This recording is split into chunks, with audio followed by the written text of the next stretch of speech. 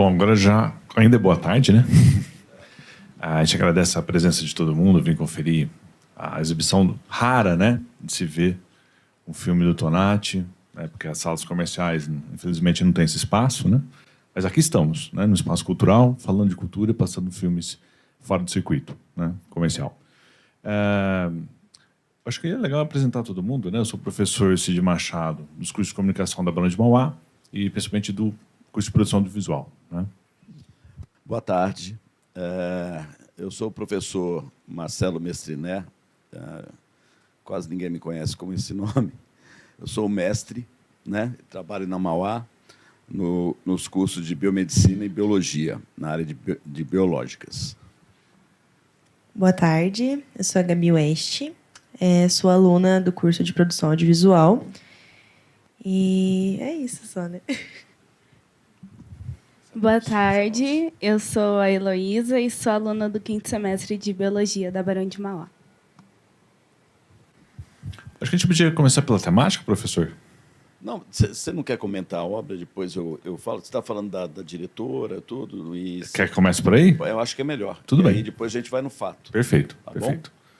Bom? Vamos começar então com o cinema marginal, Gabi? Não, pode deixar, eu acho que eu consigo. Bom, o Andrea Tonassi, ele foi um diretor muito conhecido e lembrado do cinema marginal, né, e da Boca do Lixo. Então, a gente tem o cinema marginal sendo artes cinematográficas ocorridas na década de 60 e 70 até 80. Ou até 80? 60 e 70, na verdade. 60 e 70. E ele foi muito conhecido, ficou muito conhecido com o longa-metragem dele, Bang Bang, Bang Bang, né?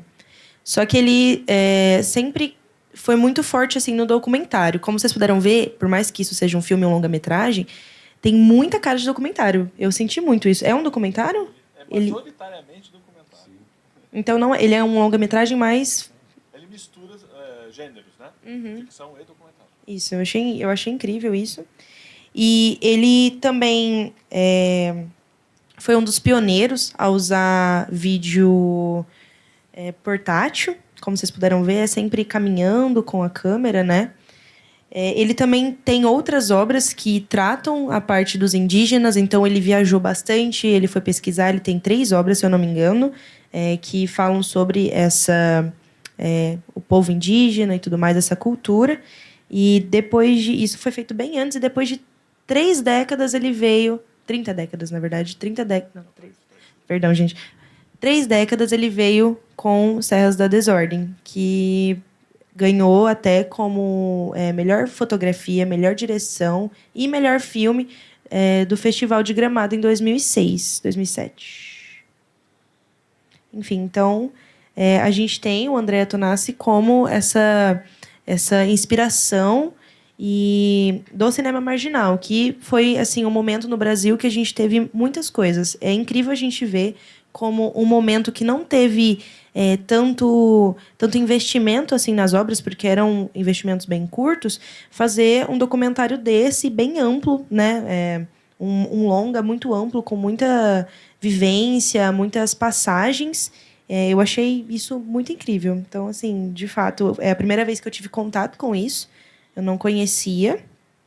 E eu fiquei, assim, deslumbrada vendo esse filme. Foi muito interessante aprender sobre o cinema marginal em si e como foi muito bom para o Brasil nessa época. Por mais que tiveram bastante censura, tudo isso foi muito censurado, tinha dificuldades, né, de produzir esses tipos de filmes e, enfim, conteúdo, mas ganhamos, né, um prêmio, porque, sinceramente, muito bom.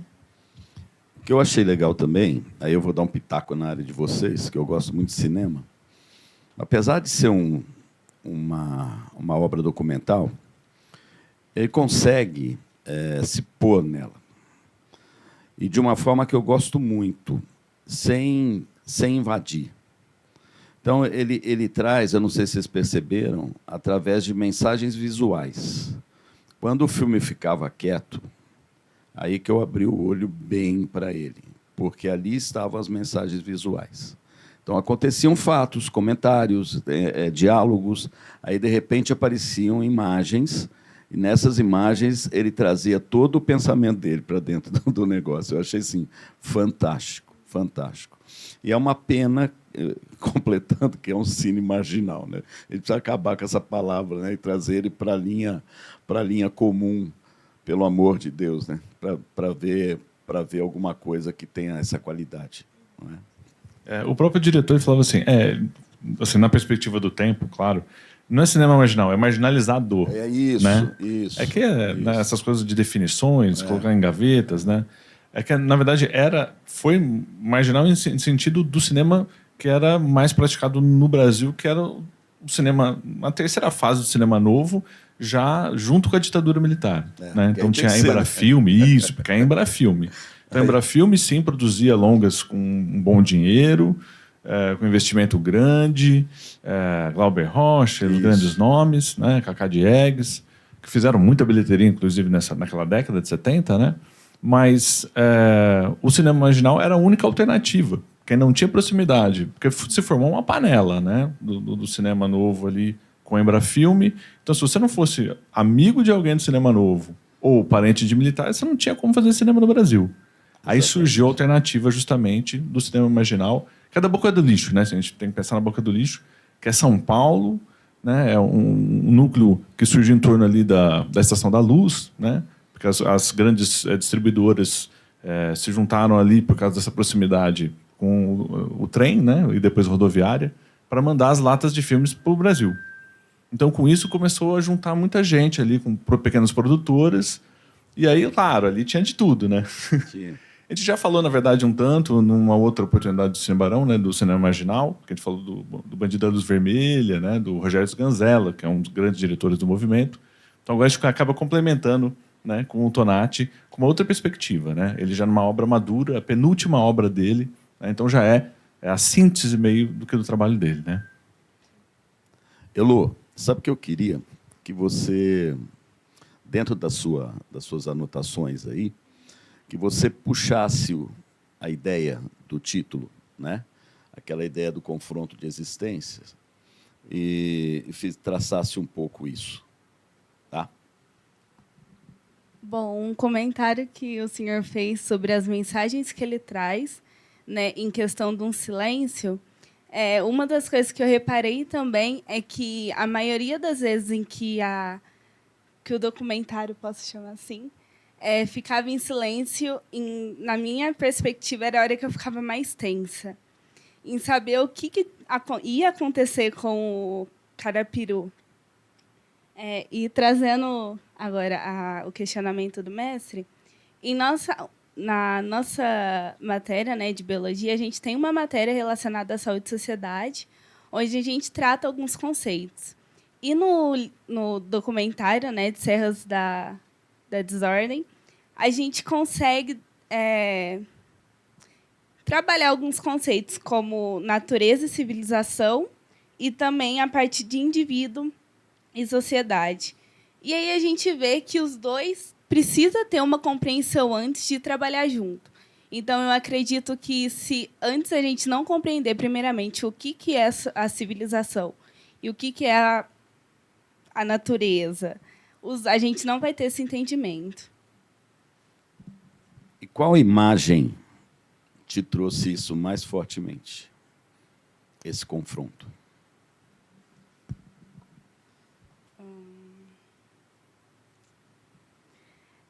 No meu ponto de vista, acredito que foi quando ele teve o primeiro contato com a civilização.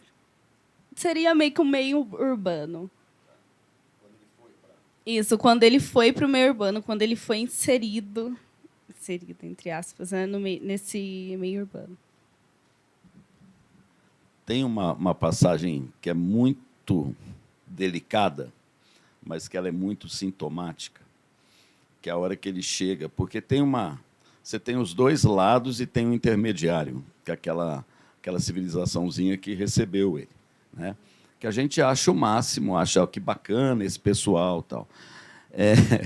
Tem uma música que fala isso, né? Que Deus me proteja da bondade de gente ruim e da maldade de gente boa, né? Então, existem algumas maldades que são feitas inconscientemente. Qual foi a primeira coisa que eles fizeram a hora que ele chega?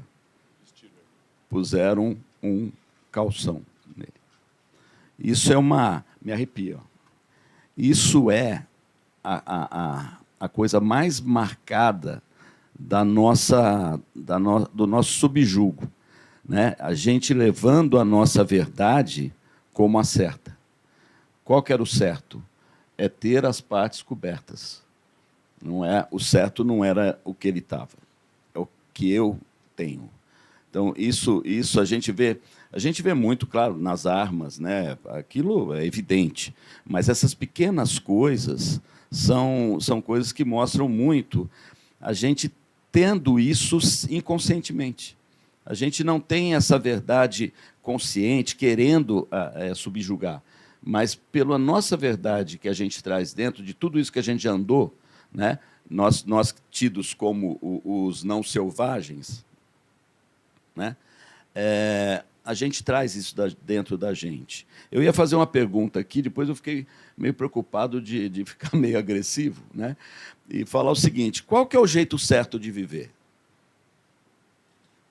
É Brasília ou é a aldeia do Carapiru? Quem gostaria de falar? Aldeia? Qual que é a tua imagem? Fala, querida.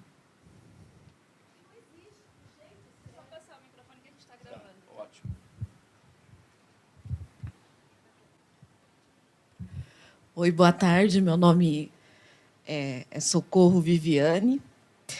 E para alguns o jeito certo de viver é ser a Socorro e para outros o jeito certo de viver é a Viviane. Tá? Eu sou assistente social. E é uma pergunta que eu me faço todos os dias quando eu estou atendendo a população. Que bom. Porque a gente tem um jeito certo até de pensar a família, de pensar o cuidado com os filhos, dos relacionamentos, né? Ah, isso não é certo. Qual que é a família certa? É a minha família? É a família do outro? É pagar o aluguel? É não pagar o aluguel e ficar mudando de casa em casa? A gente questiona muito a questão dos benefícios, né, dos recursos financeiros, dos programas tipo Bolsa Família, e essas famílias estão mentindo. Se eu tivesse na situação delas, eu faria o mesmo? Elas estão certas? E ela vive do Bolsa, mas ela fica para ficar com o filho, então ela não quer trabalhar para ficar com o filho. Será que eu estou certa? Eu que deixei meu filho na escola e resolvi ir para o mercado de trabalho. E aí eu sempre pergunto para elas: como vocês se sentem? Como vocês se sentem melhor? Que bom. Tá? Porque pouca gente faz isso. E você trouxe, né, a violência que a gente leva ao outro, que é uma violência que é automática. Quieta, silenciosa, é uma crueldade. Eu não vou dar o recurso do Bolsa Família porque essa pessoa volta aqui e aí ela vai me procurar e eu vou ser o bonzinho, eu vou ser o legal, né? Então, não existe, acho que, uma forma certa de se viver. A forma certa de viver é aquela que eu não estou prejudicando o outro, né? Eu acredito nisso, também não quer dizer que é a verdade absoluta, tá? E que eu estou me sentindo bem, né? Não sei se era bem isso, né? Nesse sentido. Não tem verdade, você está certinha. Acho que não tem uma forma absoluta nisso. O que vocês acharam da cena deles colocando o macaco em cima do fogo? Vocês se sentiram bem? O que a avó de vocês faziam com frango? E por que o frango ninguém se sente como um do macaco? Hipocrisia. E porque é a nossa verdade. O frango é a nossa verdade, de aquela coisa fedida do caramba, mas minha avó fazia isso, né? Arrancava a pena e depois passava. Acho que muita gente viu isso. Era um cheiro muito ruim, inclusive, né? Mas choca menos do que para aquele grupo. Vocês viram o que o menininho estava fazendo com o macaco? Porque aquilo é a verdade deles. Então, até que ponto, né, a gente tem que questionar? Porque senão nós vamos jesuitar. Sabe aquela coisa de vamos lá catequizar? Né? Eu estou falando isso porque eu tive no Xingu. Eu fiquei 17 dias dentro do Xingu. E eu convivi com eles tentando fazer isso, tentando entender a verdade deles sem trazer a minha. E é muito interessante, é um exercício muito bom. É esse que você está fazendo, Viviane. Fiquei muito feliz. Né? E a questão do frango, sem pensar que o impacto deles é muito menor que o nosso, né? A gente faz isso em massa todo dia, ninguém fica mostrando essas imagens, né? Exatamente. Exatamente. Né? Tem um fato muito curioso, que eu fui com um primo que era dentista. E ele levou uma série de dentistas para tratar o dente dos índios, que nós acabamos com eles, com a nossa verdade. Né? Porque o que se fez para ganhar o índio? A gente começou a dar presente, como a gente condiciona animal. Né? Então, fez o que eu quero, ganho um presentinho. O que era o presentinho? Eram produtos cariogênicos. Passou um avião na aldeia que eu estava, passou um avião jogando rapadura para poder ganhar esse povo que era bravo. E os índios, quando eu estudei no ensino fundamental, os dentes deles eram pérolas. A professora falava. Hoje, quando tem, está acabado. Por quê? Você imagina alguém que escova os dentes com areia do Xingu. Faz assim, comendo bala, biscoito, né, e rapadura. Acabou os dentes deles. Aí meu primo foi com os... Que aí é uma longa história. Aí uma das dentistas falou assim, Wilson, que horas nós vamos tratar os dentes dele? Eu estava fora da oca. Eu falei, agora você explica. Como que hora? Você entendeu a verdade? Né? Como que hora? Não tem hora. São momentos. Então, eles têm o momento de acordar, o momento de ir para a roça, o momento de voltar para a roça, deitar na rede, conversar, o momento de falar, vamos lá tratar dente. Não existe hora. Então, são coisas que a gente leva, que eu achei que aquela fala, ele resumiu tudo que eu penso na última fala do isqueiro. Quem sabe a história do Anhanguera? O que o Anhanguera fez para intimidar os índios? Pôs fogo na cachaça. Eles falaram, Anhanguera! E eles se entregaram porque ele tinha magia. Ele tinha magia. Não é? Tá? Puxa aí o que você notou. Você notou um monte de coisa. Eu quero saber o que você notou. Outra coisa relacionada ao fogo também, que a gente nota bastante, é que no início, quando ele está, né, acendendo, e eu senti também que eles fez essa ligação desde o início do filme até o final, quando os... Gente, como que é o nome? Eu sei também. Isso. O Luiz, ele...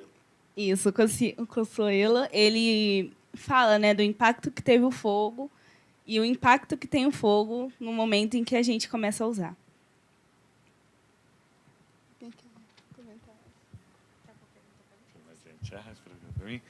Mas acho que da análise do filme tem alguns dados interessantes que, assim, onde a gente encaixaria? Porque eu acho que ficou essa pergunta, é documentário, não é documentário? O que é isso?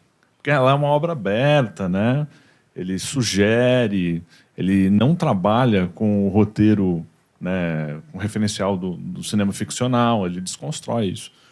Ao mesmo tempo, ele se aproxima do início do cinema documental, que foi justamente o Robert Flaherty, né, um americano, que se inspirou na narrativa ficcional hollywoodiana para fazer um filme sobre os esquimós, né, chamado Nanook o Esquimó, o filme. Esse primeiro referencial do documentário no cinema.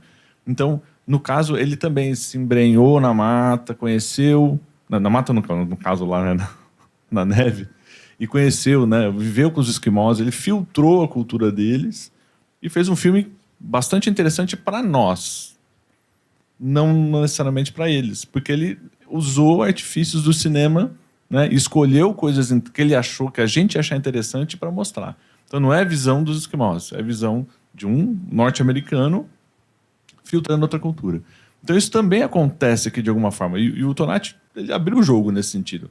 Não tem como você chegar no lugar e uma câmera não mudar as pessoas. Que é o que ele faz no final do filme, né? O meia-culpa dele é no final do filme. Ó, isso aqui é montado. Isso aqui é uma reencenação. Então, ele reencena. Então, quando a gente vê lá, tá falando Carapiru, mas não era Avá. Quer dizer, fica uma confusão, porque, na verdade, eles estão reencenando com as pessoas que viveram a situação. Então, tá lá o índio já mais velho, fazendo o papel dele mais novo, as pessoas, mas esse era pequeno. Então ele mistura, né? Esse tecido do tempo também se desfaz, como você falou, dos momentos, né? De certa maneira, a narrativa acaba sendo mais orgânica dessa vivência constante, sem essa coisa do nosso tempo, como a gente define as coisas, né? É bem interessante. Mas é um documentário, né? Se a gente for tentar aproximar nas escolas documentais, então tem esse documentário clássico que eu falei, né, do Nanook, o Esquimó, e também uma vertente do cinema francês, né, que é o cinema verdade, que a gente chama. Né, que é uma escola, um movimento que ocorreu na década de 60 e que também fazia essa coisa de se embrenhar onde as coisas estão acontecendo. Então, a gente tinha o Jean Rouch, que é o principal cineasta desse movimento, que inclusive ele trabalhava no Museu do Homem, né, em Paris. E aí ele viajava muito para a África. Ele viajou tanto para a África, filmou tanto a cultura africana, que quando ele faleceu, ele falou: eu quero morrer, eu quero ser enterrado na África. E foi. Então, assim, essa ponte do realizador com a civilização e trabalhar junto, né? Então existe essa troca, é um tipo de cinema que você tem essa troca, você reencena, né, improvisa junto com as pessoas, os atores sociais, né, daquele meio. Então de certa forma o que o Tonati vai fazer aqui, que é interessante porque é muito diferente do que ele faz no começo da carreira. Se pegar o cinema marginal, no início é ficcional, é ligado, né, as manifestações contraculturais que estavam na época, muito fortes. E aqui, no final, ele se aproxima da essência do cinema. É muito interessante. Claro que tem a fase, né, que ele fez um ciclo de produções com indígenas, na verdade, na América, não só no Brasil, né, que ele faz isso através de uma bolsa, né, do Guggenheim. Então, ele pôde já registrar um pouco do material, não sei se vocês repararam. Tem umas imagens que falam: nossa, mas isso não é desse momento, nem desse filme, nem são essas pessoas. Então, é a parte do material que ele já tinha trabalhado na década de 70, início de 80. Exato. Ou seja, é uma textura do tempo e das vivências. É por isso que é uma síntese mesmo da experiência, tanto, né, dos indígenas em relação aos brancos, quanto dos brancos com relação aos indígenas. Que, no caso, é interessante que ele mesmo é italiano. Ele nasceu na Itália, né, em Roma, e aos 11 anos veio para cá. Então, essa coisa do deslocamento também é muito importante no filme, né? Ele é um road movie, sei lá, floresta movie. Eu tenho uma pergunta para você, Cid, sobre isso. É a questão desse tempo de ser presente e passado do que ele já tinha, tem a ver com a cena monocromática que tinha, de ser monocromático, colorido? Foi uma coisa que até eu e o Heitor a gente percebeu. Tipo, é por ser antigo ou não? Ou é proposital? Que você acha, qual foi a intenção dele em colocar monocromático e colorido? A gente é, na verdade, codificado para pensar nisso. Porque o cinema comercial ensinou a gente assim: é preto e branco, é passado, colorido é presente. Tem vários filmes que invertem isso. Aliás, teve um filme Pobres Criaturas, que é recente pra caramba, se utiliza disso por causa da linguagem, ele cita o tempo todo. Mas não, ele na verdade, desconstrói isso também. Né? Inclusive a parte de preto e branco é película, né? E o vídeo é vídeo digital, que foi muito comum nessa época. A gente falou aqui também num outro Cinebarão, a gente falou de Stamira, que usou essa mesma técnica, né?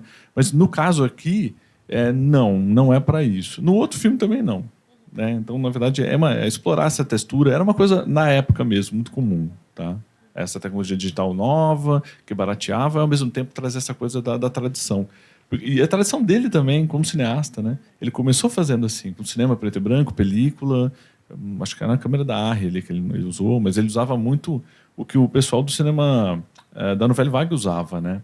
Que era a Bolex, com uma câmera pequenininha, 16mm. Então, é meio que uma mistura da tradição dele e do que estava na hora de mais novo, que era o cinema, a câmera digital, né?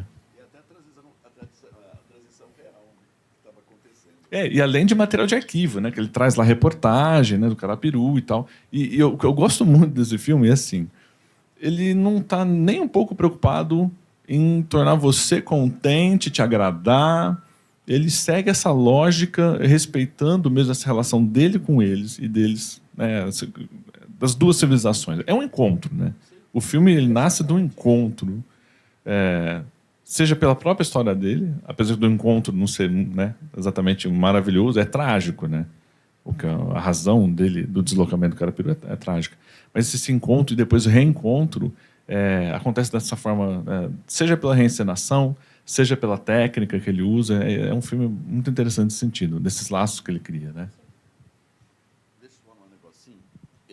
Uma coisa que eu notei aí dentro do fato em si do Carapiru, eles fizeram um aculturamento em pouco tempo. Isso foi real. Né? Vocês viram que envolve o INCRA, a FUNAI, era uma confusão. Até fui ver o significado de INCRA, porque eu nem lembrava mais. Os papéis eram muito misturados. O INCRA é de reforma agrária, misturava com a FUNAI, que era do índio. Ninguém sabia muito bem quem fazia o quê. Então, era um negócio muito complicado. E teve um caso em Brasília, que um casal, um cacique e a mulher, estupraram uma moça. Né? Esse estupro, ele ficou no jornal e não sei o quê. No caso do Paiacan ou não? Não lembro se foi com o Paiacan. Eu não lembro se foi esse caso específico. Eu sei que o que eu quero trazer é isso. Né? O índio, o homem, foi julgado pela lei do branco entre si, se é que pode chamar de branco, que eles chamavam na época. E a mulher foi mandada para a aldeia. Qual o motivo disso? O índio, o cacique, ele já estava culturado, ou seja, ele já tinha o quê? A verdade jurídica do branco. Então, ele foi julgado pela lei do branco. Né? E estou falando branco porque naquela época se tratava assim. E a Índia foi levada para a aldeia porque ela não tinha. Ela estava recentemente em Brasília e tal. Então, ela foi julgada pela lei dela.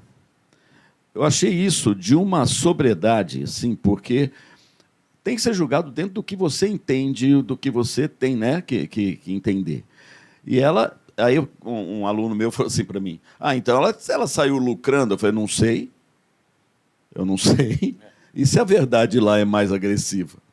Né? Ela pode ter escapado de uma coisa menos agressiva e ter morrido lá. Né? Mas o importante é isso. Mas o que eu quero dizer é o seguinte, a gente nota, né, o que faz esse aculturamento com a cabeça de quem é aculturado. Eu não sei se vocês perceberam, na volta do Carapiru para a aldeia, ele fica alternando. Vocês perceberam isso? Tem hora que ele tira a roupa, no final ele tira a roupa para fazer o filme lá. Mas tem hora que ele está com a camisa, tem hora que ele está sem a camisa, tem hora que ele está com o chinelo, tem hora que ele tira o chinelo. Então, essa verdade faz um estrago na cabeça do indivíduo, essa velocidade de mudança. De repente, ele estava a pé, vendo um trem passar assustado. Daqui um pouquinho, ele está dentro de um jato, voltando para o Maranhão de jato. Né? Que ele fala no final, que ele desce. Né? Como que se trabalha isso com uma pessoa que não... É que nem você pegar uma pessoa que passou fome a vida inteira, você dá um bife desse tamanho, ele vai morrer. Ele tem que ser alimentado lentamente, não é dessa forma. Né? Então, é uma coisa que é uma brutalidade. E, às vezes, a gente pensa na brutalidade no tiro, né? Na arma, lógico que é. Mas tem outras brutalidades que nós mesmos, sendo indianistas, sendo pessoas preocupadas, não percebemos que nós estamos fazendo isso. Teve um fato do Orlando, que o Orlando estava pegando manga, ele jogava pedra na mangueira para cair a manga. Quando Vilas ele acertava, Boas, né? Orlando Vilas Boas. E do lado dele tinha um índiozinho. E ele dava uma ponte, pegava a manga e entregava para o Orlando. Aí o Orlando foi brincar com ele. Jogou a pedra numa manga perto, a manga foi cair, ele pegou. No que ele pegou, o índio olhou para ele, abaixou a cabeça, cocorocou e ficou. E aí ele foi lá, brincou com o índio, mexeu, ele não saiu da postura que ele ficou. E aí ele foi falar com o cacique. Aí o cacique virou para ele e falou assim, o que você fez? Aí ele contou. Ele falou, olha, a hora que ele estava dando a ponte e te entregando a manga, ele estava tão feliz de você estar ali, que era uma forma dele te presentear, fazendo esse serviço. A hora que você pegou, ele se sentiu o quê? Recusado. Então, são coisas pequenas que a gente não nota e que a gente aprende muito mais, talvez até que a gente não quer que aconteça, esse tiroteio, essa coisa toda, com essas coisas mais agressivas, porque a gente vai fazer. Eu não vou pegar uma arma e atirar num índio lá, mas eu posso fazer isso. E não só com índio. Não é? Às vezes, com uma pessoa que viveu muito tempo na roça, vem para a cidade, às vezes você faz isso com ela, porque você não se percebe disso. Então, isso que você faz, Viviane, né? Isso você faz se pensar todo dia, toda vez que você está na frente de uma pessoa diferente do que você conhece, é um exercício muito difícil e muito bom, porque as pessoas não pensam, né? E, às vezes, acabam causando problemas, às vezes fica até escondido na pessoa isso, que ele não abre, e você vai ver o que está acontecendo, foi você que causou numa bobeira, né? Vai. Outra coisa que a gente pode observar também no documentário que eu observei foi a mudança de expressão dele. Então, no começo do documentário, quando ele está ainda na mata, ele está todo sorridente, ainda quando ele encontra, né, aquela pequena civilização, ele fica ainda bem sorridente. Ele ainda não entende muito o que eles falam, mas a única palavra que a gente consegue notar... Isso. Porque tiraram ele daquela região, né? Ele fica perdido, né, no final. Está perdido. Não, e além de ser, eu acho que isso é uma ruptura, né? E aí, se mais alguém também tiver alguma pergunta, alguma observação, já também se inscreva, por favor, que a gente precisa encerrar daqui a pouquinho. Tá? Não, eu só estou falando que é uma ruptura. Você tirar alguém que a vida inteira ficou numa comunidade e ele ir para a cidade, eu acho que isso é muito trágico, né? Porque ele deve ter sido sentido assim, como eu estava na minha terra, na família, e tiraram ele desse espaço, né? Então é isso que eu queria falar. Eu acho que assim, eu também me sentiria super mal, né? Não tem como. Né? É igual tirar um filho da gente. Isso é muito triste, né?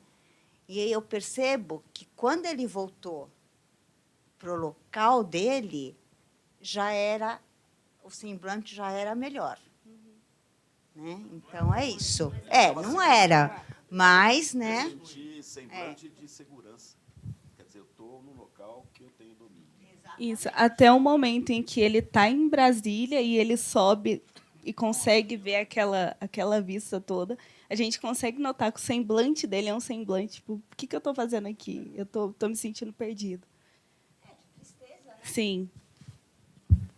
Sobre essa questão dos semblantes mesmo, a gente consegue analisar também, por exemplo, no momento que ele está ali com o pessoal que acolheu ele, na escolinha, a hora que ele está olhando ali as crianças aprendendo o idioma e ele não entendendo nada, ele vendo aquela cena que ele está no sofá assistindo as crianças segurando armas, com, né, os ditadores militares e tudo mais. Então, de fato, então, acho que ele se sente muito deslocado e muito atingido, né, corrompido. Eu acho que é bem assim que ele se sente. Quer ver um exemplo pequeno que a gente mesmo faz? Vocês perceberam que ninguém quis aprender a língua dele? Só no final, o Luiz, que está envolvido com isso, tal, que ele tem curiosidade. Mas ninguém tentou falar com ele na língua dele. Me fala uma coisa. Chegar um inglês aqui e conversar com você. Você vai tentar falar em que língua com ele? Por quê? Não é a mesma coisa? Não. Subjugo. Quem é o subjugado agora? Somos nós. Né? Então, a gente tenta falar na ideia dominante. Né? E quem era ali o dominante sobre o Carapiru? Quem recebia. Então, ele tinha que aprender a falar. Até comentou comigo, né, que a primeira coisa que ele entendeu foi tá bom, né? Tá bom. Para qualquer coisa funcionava. Tá bom. Funcionou, a única né? coisa que eles pegaram foi o tatu, que era da língua dele. Mas a maioria das coisas era ele que tinha que tentar falar o português. Né? Por que ele? Né? Porque existe uma hierarquia. Eu já estou partindo de uma posição superior. E por que o americano não? Porque eu estou partindo de uma posição inferior, que não existe, mas a gente parte assim, não é? Perguntas, gente? Não é bem pergunta, mas é uma observação. Eu sou Isadora, boa noite para todo mundo. Sou da instituição, faço direito na Barão. E uma coisa que me chocou muito foi a transição dele daquela pequena aldeia, né? Não sei, para Brasília, quando a mulher fala que ele tinha dificuldade de comer, que ele foi ensinado a comer com garfo, que ele foi ensinado a fazer xixi. A parte dele também com chinelo, que você vê que os pés dele também estão totalmente estranhando aquilo. E aí vai muito de encontro com o que o mestre falou. Ele foi tentado ser empurrado, né? Ele foi empurrado, na verdade. Ele foi empurrado para uma cultura que foi totalmente diferente da dele. E é desesperador, como ela disse, ver como, assim, ninguém, em momento nenhum, tentou entender esse lado dele. Querendo ou não, na pequena aldeia, foi uma coisa mais tranquila. Mas, no resto, ele, em todos os momentos, foi obrigado, né, a mudar para conseguir se encaixar naquilo. Mais alguém, gente, fazendo uma rodada? Boa tarde, eu sou o Heitor, eu também sou da Barão. Eu queria falar que vocês comentaram sobre a língua e eu achei interessante, porque eu faço uma faculdade de letras também, lá a gente está aprendendo sobre o Fiorin, certo? E o Fiorin nos ensina lá na palestra dele sobre como a língua pode ser usada como meio de dominância e como a gente sempre precisa da língua para tudo, certo? A língua define o que a gente faz, o que a gente é. Então, no momento que você recusa a língua do outro ou o outro recusa a sua, ele está realmente recusando você, a sua cultura, o que te forma. Mais alguém? Não? Uma rodada de encerramento, então, porque a gente precisa entregar o download. Bom, acho que eu já falei bastante, né? Acho que eu posso passar, só agradecer a presença de todo mundo. Eu anotei tanta coisa. Ai, porque eu não sei nem se é uma coisa que a gente nota mesmo, por exemplo, os planos que são muito próximos do rosto eu acho que causa aquela intimidade de você assistindo. Por mais que o mestre tenha gostado do silêncio, eu gostei muito da trilha sonora, gente, que eu tenho até aqui o nome de quem fez a trilha sonora, que é o Rui Weber, né? Weber. É incrível o começo, onde a gente tem aquela calmaria, o barulho da natureza, ele fazendo fogo, né? Tudo mais. E aí, do nada, a gente tem um barulho muito forte de batidas, que é do trem. E depois a gente tem as marchinhas carnavalescas, que era aquele momento, né? Porque surgiu disso aí. E toda hora que tinha esses momentos mais conturbados, tinham batidas fortes e toda essa trilha sonora que faz a gente ter esse sentimento. E aí a gente olhava também o filme em si, toda hora, tipo assim, muito perto, quando as pessoas estavam falando, porque eu acho que dá essa fala dramática, né? Essa passagem dramática de quem tá falando para quem tá assistindo, o que vocês sentiram. Não sei se vocês têm alguma coisa a falar sobre isso, mas o que vocês estavam sentindo quando a gente via essas trocas rápidas? Por exemplo, quando a cena dele fazendo fogo é uma cena muito longa. É uma cena longa. E aí, do nada, na hora que vai para a cena da cidade, é uma, que reflete muito os ritmos do capitalismo, da cidade, tudo correndo, diferente da vibe da natureza, né? Então, eu achei muito... A calmaria, exato. Esse começo que você está falando, essa coisa do idílico, né? Sobre o início ali, é que ele não traduz, né? Isso que é fantástico. Ele não traduz, ele obriga, assim como a gente impõe a língua, ali ele impõe a língua do índio pra gente. Mas então, gostei muito, gente. Foi muito interessante. Espero que vocês tenham gostado também. Muito obrigada por terem vindo e prestigiado o nosso debate. Bom, eu também gostaria de agradecer a oportunidade, né? Foi minha primeira experiência participando de um Cine Debate. E agradeço também a presença de todos. Bom, antes de tudo, eu quero parabenizar vocês, né? Não os envolvidos, que já estão de parabéns até por estar aqui, porque a gente se envolveu, né? Mas os que não estavam diretamente envolvidos, né?